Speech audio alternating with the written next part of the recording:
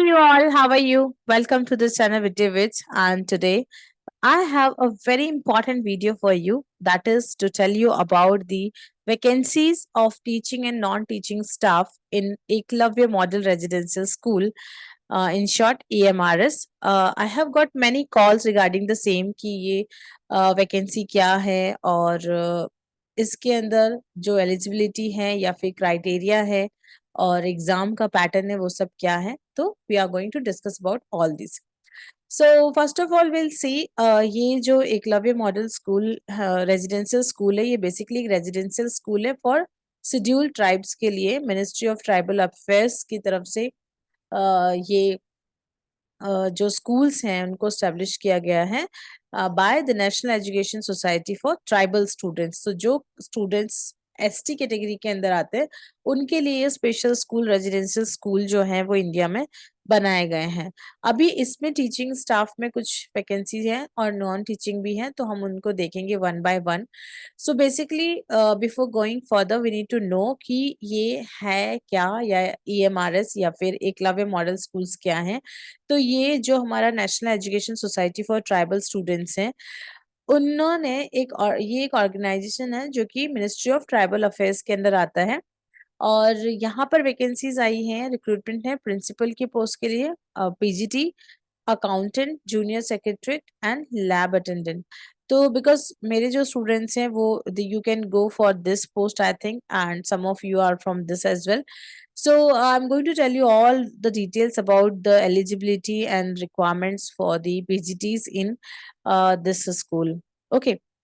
So I would tell you कि यहाँ पर ये जो स्कूल्स हैं ये 6 to 12 स्टूडेंट्स के लिए है ना, और that is also made for only ST category students. ठीक है, तो 6 क्लास से 12th क्लास तक के स्टूडेंट इसमें पढ़ते हैं और इसीलिए यहाँ पर जो वैकेंसी वो पीजीटी की है.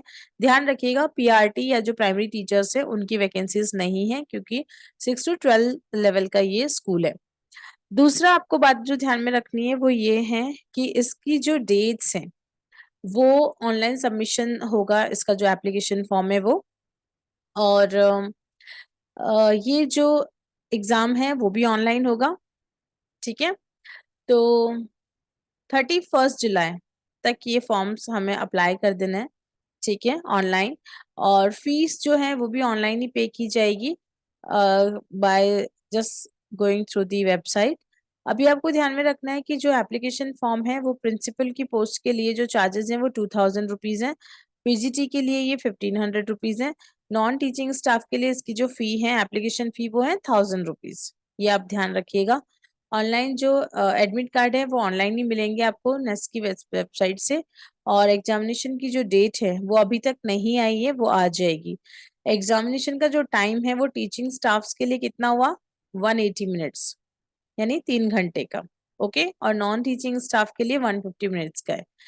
इसके अलावा जो सेंटर की मैं बात करूँ तो राजस्थान में सिर्फ जयपुर है जहां पर इसका सेंटर आएगा, बाकी और कोई भी जगह नहीं है. तो वहां पे आपको चॉइसेस फिल करनी होगी, जिसमें आपके पास एक ऑप्शन है कि आप जयपुर को सेलेक्ट कर सकते हैं. इसके अलावा जो इसमें जो क्वेश्चन पेपर्स होंगे उनके बारे में हम डिस्कस करेंगे. ठीक है, एक और चीज बहुत ही इंपॉर्टेंट है कि वो कैंडिडेट जो कि SC ST या PWBD कैटेगरीज से हैं उनको कोई भी फीस नहीं पे करनी है, उनके लिए फ्री है. ओके, ऑनलाइन मोड आपको एप्लीकेशन अप्लाई करना है, ऑफलाइन एप्लीकेशन नहीं होगा लाइक अदर्स. इसके अलावा आपको ये ध्यान में रखना है कि आपने जो भी इंफॉर्मेशन फॉर्म में फिल करनी है दैट शुड बी करेक्ट. उसमें कोई एडिटिंग का ऑप्शन मिलेगा नहीं आपको. तो अपनी डेट ऑफ बर्थ, आपका जो भी क्वालिफिकेशन डिटेल्स हैं, एग्जाम की चॉइसेस, सिटी की चॉइसेस, वो सब आपको बहुत ही ध्यान से फिल करनी है. ओके, इसके अलावा ये जो दूसरी और चीज है जो मैंने आपको बताया कि आपको ऑप्शन नहीं मिलेगा एडिटिंग वगैरह का, तो थोड़ा ध्यान से फॉर्म फिल करना. और आपको अपना रजिस्टर्ड नंबर देना होगा, जिससे आपका जो कम्युनिकेशन है वो SMS के थ्रू और ईमेल एड्रेस के थ्रू रहेगा. ओके, इसके अलावा आपको अपनी सारी अपडेट्स के बारे में या तो आपको मेल मिलेंगे या फिर आपको website time to time check करते रहना होगा. ओके, दूसरा ये सारी इंफॉर्मेशन के बाद जो आता है वैकेंसी कितनी है, तो प्रिंसिपल की पोस्ट के लिए 303 है, पीजीटी की पोस्ट के लिए 2266 है। ये ओवरऑल पोस्ट मैंने यहाँ पर आपको बताई है। इसके बाद यदि जनरल की बात करूँ प्रिंसिपल पोस्ट के लिए, तो टोटल 125 है। You can take care of this, like total 303 है अभी। ईडब्ल्यूएस की 30 सीट्स है, ओबीसी 81, एससी 45 एंड एसटी 22। तो जो स्टूडेंट्स एसटी कैंडिडेट में आते हैं या एससी में आते हैं, उनको ये फॉर्म जरूर अप्लाई करना चाहिए, because you are not going to pay anything. Okay, इसके अलावा आपको देखना है यहाँ पर पोस्ट ग्रेजुएट जो पीजीटी है ग्रुप बी लेवल का, इसके अंदर इंग्लिश के अंदर जो टोटल सीट्स हैं वो है 246। Okay, so I am not going to talk about others, वो आप खुद देख लीजिएगा, बट इंग्लिश के अंदर टोटल 246, लगभग अराउंड 250 सीट्स जो हैं वो इंग्लिश सब्जेक्ट्स के लिए हैं, इंग्लिश सब्जेक्ट के लिए हैं। बट आपको ध्यान में ये रखना है कि ये जो एग्ज़ाम है ये थियोरेटिकल भी होने वाला है, ऑब्जेक्टिव्स ही नहीं होगा, तो उसके बारे में भी हम डिस्कस करेंगे। ओके, इसके अलावा बाकी जितने भी सब्जेक्ट्स हैं, I think I don't know if you are going to get into the details. Okay, and next what you need to know importantly, जो इंग्लिश का आपका जो क्वालिफिकेशन क्राइटेरिया है उसके अंदर आपको मास्टर्स होना चाहिए, यानी कि एमए इन पर्टिकुलर सब्जेक्ट, लाइक आप इंग्लिश से अप्लाई कर रहे हो तो आपका एमए इंग्लिश होना चाहिए, ठीक है। और दूसरा जो आपकी एज है वो 40 ईयर्स तक होनी चाहिए, ठीक है। S T S C categories को एज के अंदर वो भी मिला हुआ है, छूट मिली हुई है, ठीक है। एग्ज़ाम जो है वो आपका ओएमआर बेस होगा, ठीक है, जिसके अंदर और हाँ, इसके अंदर इंटरव्यू भी होगा।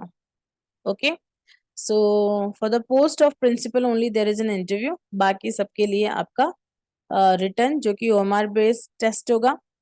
और एक this one is particularly about the principal post, जहाँ पर आपको इंटरव्यू भी फेस करना होगा, ठीक है। और जो पीजीटीज हैं उनका जो फाइनल सिलेक्शन है वो बेस करता है ओएमआर बेस रिटन टेस्ट पर, वहाँ पर कोई इंटरव्यू नहीं है पीजीटी वालों के लिए, ठीक है।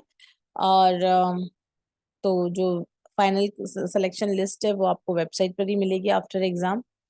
And okay, so this is all I think the basic things. इसके अलावा आप ये देख सकते हैं इसका सैलरी एंड ऑल, लाइक कितना पे मैट्रिक्स है। तो for PGTs it is level 8। Okay, this one would be the pay scale, जो थोड़ा आपको मोटिवेट कर सकती है इसकी पढ़ाई करने के लिए।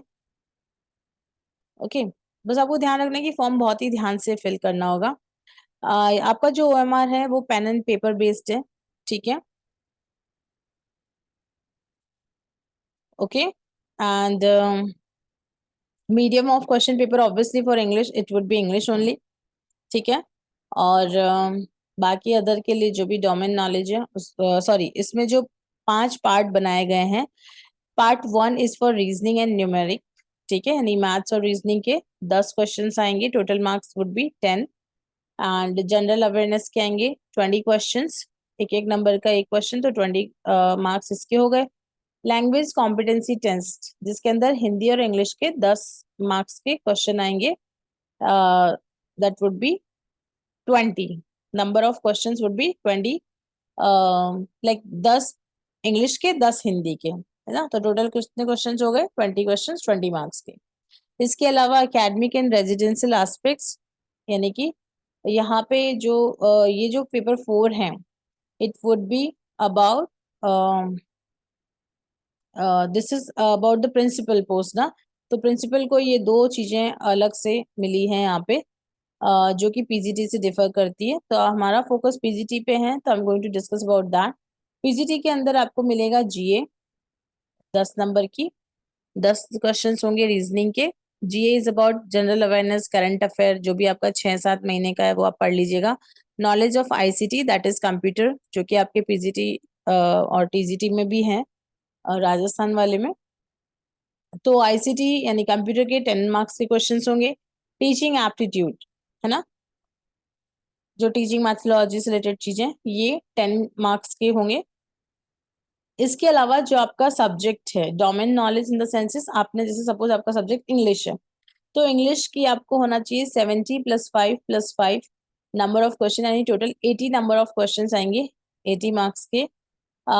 इसके अंदर जो है, एक तो आएगा आप नेशनल एजुकेशन पॉलिसी 2020, ये आपको पूरा पढ़ना होगा। इसके अलावा आपको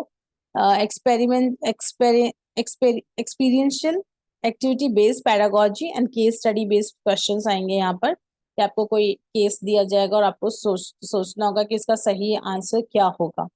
ओके। इसके अलावा जो सब्जेक्ट स्पेसिफिक है वो आपको वेबसाइट पे दिया गया है, उसका डिटेल मैं अलग से डाल दूंगी। तो ये जो पार्ट 5 है ये डिपेंड करता है आपके सब्जेक्ट पे। तो टोटल हो गया आपका 130 मार्क्स। इसके अलावा जो 20 मार्क्स हैं वो है किसका, अपना लैंग्वेज कॉम्पिटेंसी टेस्ट। ओके, जिसके अंदर इंग्लिश एंड हिंदी होगा। ओके। और ये जो है पार्ट आपका 6, ये क्वालिफाइंग है, यानी कि इसमें आपको 40% मार्क्स लाना जरूरी है। ठीक है, यदि कोई बच्चा इसमें फेल हो जाता है तो ये सारा आपका टेस्ट ही नहीं किया जाएगा। Okay. So for all other like जितने भी सब्जेक्ट्स हैं उनमें first, second, third, fourth and six same होगा। फिफ्थ जो है ना वो डिपेंड करता है आप सब्जेक्ट कौन से सब्जेक्ट से हो, हिंदी से, इंग्लिश से, मैथ्स, साइंस, जीके, जो सॉरी हिस्ट्री, कुछ भी हो आपका। Okay. So this way we have total number of questions 130 marks, 130 +20 extra, यानी कि 150 मार्क्स का हुआ आपका। ओके। देन ये बाकी सब अकाउंटेंट एंड ऑल, तो डिटेल जो सिलेबस है उसको मैं डिस्कस करूंगी, और विल सी कि आप लोग ये फॉर्म टाइमली अप्लाई कर दीजिए। और एक और चीज इम्पॉर्टेंट है कि इसमें जो नेगेटिव मार्किंग है 1/4 है, यानी कि 4 क्वेश्चन रॉन्ग करने पे 1 नंबर आपका कट कर लिया जाएगा, यानी कि नेगेटिव मार्किंग जो है वो यहाँ पर है, तो उसका भी आप ध्यान रखिएगा। और ठीक है, इवन आपकी जो आंसर शीट है और मार्क शीट वो भी आपको वेबसाइट पे मिल जाएगी after the exam. For syllabus we can discuss here only, for English I am going to tell you only, because English ही हम यहाँ पर सॉल्व करते हैं। तो इंग्लिश के बारे में और डिटेल में आपको दूँ, just about the syllabus would be, I think, better. So here we have the syllabus of PGT English. Almost similar है लेकिन थोड़ा टफ है, जो आप प्रीवियसली पढ़ रहे हो फॉर आरपीएससी और any other exam.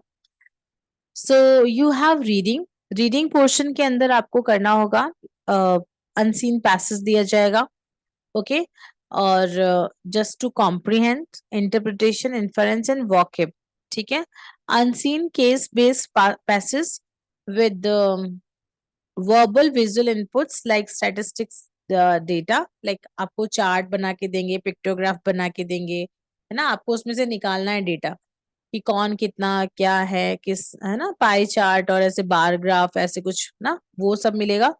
And note making and summarisation based on a passage, तो आपको अच्छी खासी पैसेज सॉल्व करने की प्रैक्टिस करनी होगी, यानी जो अभी तक आप पैसेज सॉल्व करते हो उससे थोड़ा हाई लेवल के पैसेजेस आपको यहाँ पे मिलेंगे, जिसके अंदर आपको फैक्ट्स मिल सकते हैं या डिस्क्रिप्शन मिल सकता है या कुछ लिटरेरी, यानी स्टोरी हो सकता है, फिक्शन, नॉन फिक्शन हो सकता है, डिस्क्रिप्शन हो सकता है किसी चीज का, किसी जगह का, या फैक्ट्स हो सकते हैं, कहीं भी किसी चीज को उठा के वो दे सकते हैं। तो आपको ठीक से पढ़ना होगा और उसको समझना होगा। ठीक है। दूसरा आपको मिलता है creative writing skills. Writing skills के अंदर आपका notice, formal, informal, invitation and reply, कैसे आप रिप्लाई करते हो, लेटर्स बेस्ड ऑन वर्बल और visual input, article, report writing. Article writing हो गया आपका, रिपोर्ट राइटिंग हो गया। इसके अलावा you will also get other things like these all descriptive and analytical in nature. These would be based on verbal inputs, classified advertisements, poster, writing a speech in 120 to 150 words based on verbal और visual clues. ठीक है, आपको verbal या visual यानी picture दे दिया जाएगा या words लिखे रहेंगे। क्लूज का मतलब होता है 4-5 पॉइंट लिखे हुए रहेंगे। ठीक है, किसी भी कंटेम्प्रेरी और एज अप्रोप्रिएट टॉपिक पर debate on contemporary topic issued based on visual और verbal input. Visual verbal input का मतलब होता है तो रिटर्न में या पिक्चर फॉर्म में। ठीक है, तो ये हो गया आपका क्रिएटिव राइटिंग, यानी एक रीडिंग, राइटिंग, फिर आता है ग्रामर। ग्रामर के अंदर आपको गैप फिलिंग, जिसमें टेंसेस और क्लॉजेस की बात की जाएगी। ठीक है, इसके अलावा क्वेश्चंस ऑन रीऑर्डरिंग और transformation of sentences, direct, indirect, active, passive, ये सब है ना। तो ये सारा आपका हो गया ग्रामेटिकल पोर्शन। ग्रामर काफी कम है इसके अंदर। इसके बाद आता है लिटरेचर। लिटरेचर के अंदर आपका शेक्सपियर्स वर्क आ जाएंगे, रोमांटिक पीरियड पूरा आ जाएगा, जिसके अंदर शैले, वर्ड्सवर्थ, कीट्स, कॉलरिज, इनसे रिलेटेड वर्क, इनसे इनकी हिस्ट्री, सब कुछ आपको आ जाएगा। ठीक है, इसके अलावा आपके पास है 19th century and 20th century का American and English literature, Robert Frost, Hemingway, Whitman, Hawthorne, Emily Dickinson, Bernard Shaw, Arthur Miller, इन सब से रिलेटेड आपको कुछ ना कुछ कंटेंट मिलेगा जो कि आपको पढ़ना होगा लिटरेचर में। इसके अलावा modern Indian writing in English, जो कि यदि आप सेकंड ग्रेड प्रिपेयर कर रहे हो तो कुछ टॉपिक इसमें से ऑलरेडी मैंने कवर किए हुए हैं आपके लिए। You will get Anita Desai, Vikram Seth, Nissim Ezekiel, K N Daruwalla, Ruskin Bond, R K Narayan, Mulk Raj Anand and Khushwant Singh. Almost इनमें से सारे मैंने आपको एक्सप्लेन किए हुए हैं, तो आप उनको पढ़ सकते हो। Modern writing in English from other parts of the world like Latin America और अफ्रीका और ऑस्ट्रेलिया, साउथ एशिया, वहां की जो मॉडर्न राइटिंग यानी करंट में क्या चल रहा है वहां पे लिटरेचर से रिलेटेड, वो चीजें भी आपको पूछी जा सकती है। तो इस तरह ये आपका लिटरेचर का सिलेबस होगा, जो कि दिखने में बहुत ही खतरनाक है, बट ऑब्वियसली आपको बहुत तैयारी करनी होगी। लेकिन हाँ, इसका पे स्केल और इसका जो कंफर्ट है गवर्नमेंट, इस वाली गवर्नमेंट जॉब का, it is much better than any other.